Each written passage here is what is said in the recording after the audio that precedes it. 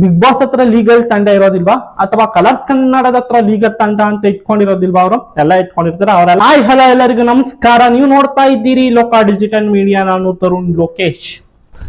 Big Boss Bigg Boss Bigg Boss ಎಲ್ಲಿ ನೋಡಿದ್ರು ಈಗ BBK 11 ಅವ ಅಂತ ಹೇಳಬಹುದು. ಯಾಕೆ ಅಂದ್ರೆ ಬಿಗ್ ಬಾಸ್ ತಂಡ ಅಥವಾ ಕಲರ್ಸ್ ಕನ್ನಡ ತಂಡ ಒಂದು ಪ್ರೋಮೋವನ್ನ ಹಂಚಿಕೊಂಡಿದೆ ಇನ್ಸ್ಟಾಗ್ರಾಮ್ ಹಾಗೂ ಫೇಸ್ಬುಕ್ ಖಾತೆಯಲ್ಲಿ, ಅವರ ಅಫಿಷಿಯಲ್ ಖಾತೆಯಲ್ಲಿ.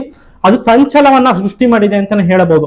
ಬಿಗ್ ಬಾಸ್ ನ ಮಾಫಿಯಾ ಅಂದಿದ್ದಾರೆ, ಬಿಗ್ ಬಾಸ್ ನ ಉಡಿಸ್ ಮಾಡ್ಬಿಡ್ತೀನಿ ಅಂತ ಕೆಲವೊಂದಿಷ್ಟು ಹೇಳಿಕೆಗಳನ್ನ ಕೊಟ್ಟಿದ್ದಾರೆ ಅಲ್ಲಿನ ಕಾಂಟೆಸ್ಟೆಂಟೇ ಆದ ಜಗದೀಶ್ ಅವರು.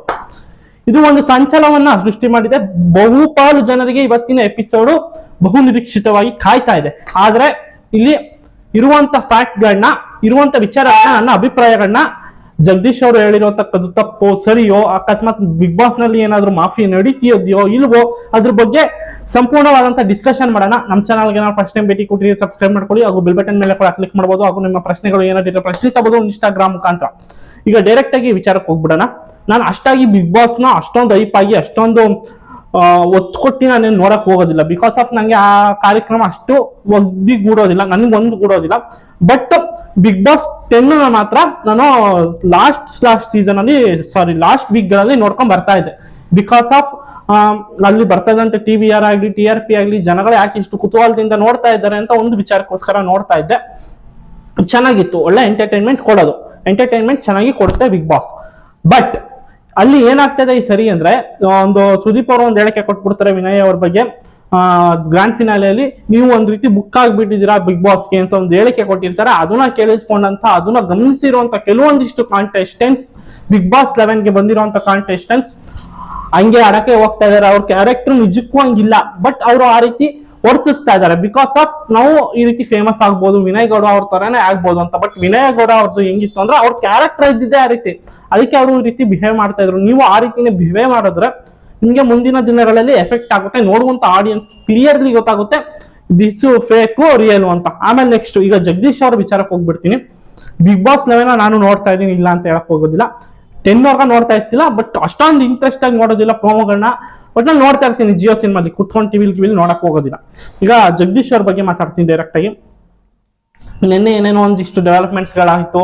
ಕಾಮಿಡಿ ಪೀಸ್ ಅಂತ ಧನ್ರಾಜ್ ಆಚಾರ್ಯವ್ರನ್ನ ಕರೆದಿಕ್ಕೆ ಇವ್ರು ಯಾರಪ್ಪ ತುಕಾಲಿ ಸಂತೋಷ್ ಅವರ ವೈಫ್ ರೊಚ್ಕೇದಿ ಬಿಡ್ತಾರೆ. ರೊಚ್ಕೇದಿ ಅವರು ಒಂದಿಷ್ಟು ಅವರ ಇವರು ನಮ್ಮ ಮಧ್ಯೆ ಒಂದಿಷ್ಟು ಜಗಳ ವಾದ ವಿವಾದಗಳೆಲ್ಲ ಆಗುತ್ತೆ. ಇದೆಲ್ಲ ಆಗಿನ ಜಗದೀಶ್ ಅವ್ರು ಕೊಟ್ಟಂತ ಒಂದು ಹೇಳಿಕೆ, ನಾ ಕಾಮಿಡಿ ಪೀಸ್ ಹಂಗೆ ಹಿಂಗೆ ಅಂತ ಕೊಟ್ಟಂತ ಹೇಳಿಕೆ ನನ್ನ ಪ್ರಕಾರನೂ ತಪ್ಪು. ಬಟ್ ಇನ್ನೊಂದು ಹೇಳಿಕೆಯಲ್ಲಿ ಏನೋ ತುಂಬಾ ಹೈಪ್ ಆಗ್ತಾ ಇರೋದು ಅಂದ್ರೆ ಬಿಗ್ ಬಾಸ್ ಎಕ್ಸ್ಪೋಸ್ ಮಾಡ್ಬಿಡ್ತೀನಿ, ಬಿಗ್ ಬಾಸ್ ನಲ್ಲಿ ಮಾಫಿಯಾ ನಡೀತಾ ಇದೆ, ಇನ್ನೊಂದು ಮತ್ತೊಂದು ಅಂತ ಹೇಳಿರತಕ್ಕದ್ದು ಉಡಿಸ್ ಮಾಡ್ತೀನಿ ಅಂತಾನೆ ಏನೋ ಒಂದು ಹೇಳಿಕೆಯನ್ನ ಕೊಟ್ಟಿದ್ದಾರೆ.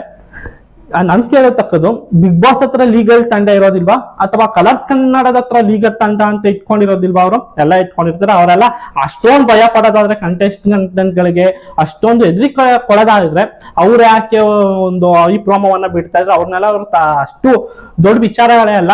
ಕಲರ್ಸ್ ಕನ್ನಡಕ್ಕೆ ಆಗ್ಲಿ, ಬಿಗ್ ಬಾಸ್ ತಂಡಕ್ಕೆ ಆಗ್ಲಿ, ಬಿಗ್ ಬಾಸ್ ಶೋ ನಡೆಸ್ತಾ ಇರೋರಿಗೆ ಆಗ್ಲಿ, ಪ್ರೊಡ್ಯೂಸರ್ಗೆ ಆಗ್ಲಿ, ಒಂದು ರಿಯಾಲಿಟಿ ಶೋ, ಒಂದು ಪ್ಲಾಟ್ಫಾರ್ಮ್, ಅದು ಕಲರ್ಸ್ದೇ ಆಗಿರ್ಲಿ, ಝೀದೇ ಆಗಿರ್ಲಿ, ಸ್ಟಾರ್ಸ್ ಸುವರ್ಣದೇ ಆಗಿರ್ಲಿ ಅಥವಾ ಉದಯ ಟಿವಿದೇ ಆಗಿರ್ಲಿ, ಯಾವ್ದೇ ಅದು ನಾವು ಕನ್ನಡದೇ ಅಂತ ಅಲ್ಲ, ಯಾವುದೇ ಪ್ಲಾಟ್ಫಾರ್ಮ್ ಆಗಿ ಅವರು ನಮಗೆ ಆದಂತ ಒಂದು ವೇದಿಕೆನ ಕೊಟ್ಟಿದ್ದಾರೆ. ಆ ವೇದಿಕೆಯಲ್ಲಿ ನಾವು ಸದುಪಯೋಗ ಮಾಡ್ತಾ ಇದೀವಿ ಅಂದ್ರೆ ಅದ್ರ ಬಗ್ಗೆ ನಾವು ಮರ್ಯಾದೆಯನ್ನ ಇಟ್ಕೊಂಡಿರ್ಬೇಕು. ಅದು ಯಾರೇ ಆದ್ರೂ ಸಹಿತ ನನ್ನ ಪ್ರಕಾರ ಮರ್ಯಾದೆ ಅಂತ ಇಟ್ಕೊಂಡಿರ್ಬೇಕು. ಬಟ್ ಅದ್ ಯಾಕೆ ಜಗದೀಶ್ ಅವರು ಬಿಹೇವ್ ಮಾಡ್ತಾ ಇದಾರೋ ನನ್ಗಂತೂ ಗೊತ್ತಿಲ್ಲ. ಅವರು ಆಟ ಆಡೋ ರೀತಿ ಇದೆಯಲ್ಲ, ಸರ್ವ ನಿವಾಸಿಗಳಿಗೆ ಸ್ವರ್ಗದವ್ರ ಹತ್ರ ಇರುವಂತ ಮೆಟೀರಿಯಲ್ಸ್ ನೆಲ್ಲೇನೋ ನರ್ಕಕ್ಕೆ ಕೊಡ್ತಾ ಇದ್ರೆ ಇನ್ನೊಂದು ಅದಲ್ಲ, ಅವರ ಗೇಮ್ ಪ್ಲೇ ಅದ್ರ ಬಗ್ಗೆ ನನ್ಗೇನೋ ಅವರು ಒಂದು ಇದಾಕೊಂಡು ಮಾಡ್ತಾ ಇರ್ಬೋದು, ಮುಂದಿನ ದಿನಗಳಲ್ಲಿ ನನ್ಗೆ ಹೆಲ್ಪ್ ಆಗ್ಬೋದು ಹಂಗೆ ಹಿಂಗೆ ಅಂತ. ಅದು ಅವ್ರ ವೈಯಕ್ತಿಕವಾದಂತ ಗೇಮ್ ಪ್ಲೇ, ಅದ್ರ ಬಗ್ಗೆ ಏನು ಮಾತಾಡಕ್ ಹೋಗಿದ್ದಲ್ಲ. ಬಟ್ ಈ ರೀತಿ ಏನೇನು ಹೇಳಿಕೆ ಕೊಡ್ತಾ ಇದಾರೋ ಅದು ನನ್ನ ಪ್ರಕಾರ ತಪ್ಪು. ಬಟ್ ಅದರಲ್ಲಿ ಅಲ್ಲೇನೇನು ನಡೆದಿದ್ಯೋ ಇವತ್ತಿನ ಎಪಿಸೋಡ್ ನೋಡಿದ್ರೆ ಅದ್ರ ಬಗ್ಗೆ ಸಂಪೂರ್ಣವಾದಂತ ಒಂದು ಚಿತ್ರ ಸಿಗುತ್ತೆ ಅಂತ ಹೇಳ್ಬೋದು.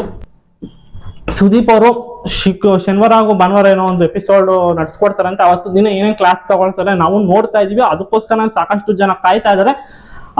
ಎಲ್ಲರೂ ಒಂದಿಷ್ಟು ಜನ ಕಮೆಂಟ್ ಮಾಡ್ತಾ ಇರತಕ್ಕದನ್ನ ನಾನು ನೋಡಿದೆ. ಸುದೀಪ್ ಅವ್ರು ಬಿಟ್ಟು ಬೇರೆಯವ್ರು ಮಾಡ್ಬೋದು ಹಂಗೆ ಹಿಂಗೆ ಅಂತ.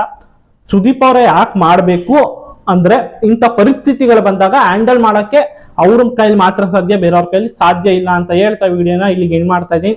ನೋಡೋಣ ಸುದೀಪ್ ಅವರು ಹೇಗೆ ರೀತಿ ಹ್ಯಾಂಡಲ್ ಮಾಡ್ತಾರೆ ಅಥವಾ ಇವ್ರು ಹೆಂಗೆ ಹ್ಯಾಂಡಲ್ ಮಾಡ್ತಾರೆ ಜಗದೀಶ್ ಅವರು, ಇದನ್ನ ಕಲರ್ಸ್ ಕನ್ನಡ ಹೆಂಗೆ ಹ್ಯಾಂಡಲ್ ಮಾಡ್ತಾರೆ, ಅವ್ರಿಗೆಲ್ಲ ದೊಡ್ಡ ವಿಚಾರವೇ ಎಲ್ಲ ಎಕ್ಸ್ಪೋಸ್ ಮಾಡ್ತೀವಿ ಹಂಗೆ ಹೆಂಗೆ ಇದ್ದೀರಾ ಅವ್ರು ಎದುರ್ಕೊಳ್ಳೋದಾಗಿದ್ರೆ ಈ ಪ್ರೋಮೋವನ್ನ ಬಿಡ್ತಾ ಇರ್ಲಿಲ್ಲ ಅಂತ ಹೇಳ್ತಾ ವಿಡಿಯೋನ ಅದು ಕಾಮಿಡಿಯಾಗಿ ತೋರಿಸಿದಾರೆ. ಅಲ್ಲೇನೋ ಪ್ರಾಂಕಿಂಗ್ ಮಾಡ್ತಾ ಇದಾರೋ ಏನ್ ಕತೆ, ಜಗದೀಶ್ ಅವ್ರ ಏನಾದ್ರು ಪ್ರಾಂಕ್ ಮಾಡ್ತಾ ಇದಾರೋ ಮುಂದಿನ ದಿನಗಳ ಅದು ಇವತ್ತಿನ ಎಪಿಸೋಡ್ ನೋಡಿದ್ರೆ ಗೊತ್ತಾಗುತ್ತೆ ಅಂತ ಹೇಳ್ತಾ ವಿಡಿಯೋನಿಗೆ ಇನ್ ಮಾಡ್ತಾ ನೋಡ್ತಾ ಇರಿ ಲೋಕ ಡಿಜಿಟಲ್ ಮೀಡಿಯಾ, ಇದು ನವೀನ ಜೀವನ.